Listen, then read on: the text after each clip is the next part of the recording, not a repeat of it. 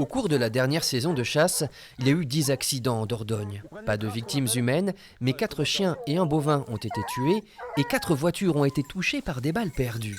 Face à ce danger persistant, les autorités veulent rappeler les chasseurs au respect des règles de sécurité. Et pour bien appuyer le message, la procureure de Bergerac annonce un durcissement des sanctions. Amende, suspension des permis de chasse, saisie des armes, stage de formation. Il est nécessaire pour la Dordogne de se doter de cette politique pénale efficace, du moins je le crois, et qui aura pour objectif vraiment de sensibiliser à la sécurité à la chasse.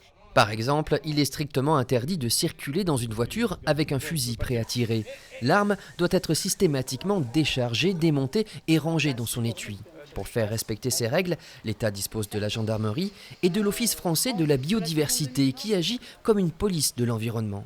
Notre rôle, c'est de contrôler et d'établir un procès-verbal à destination des procureurs qui, eux, prendront les décisions et établiront les responsabilités des uns et des autres.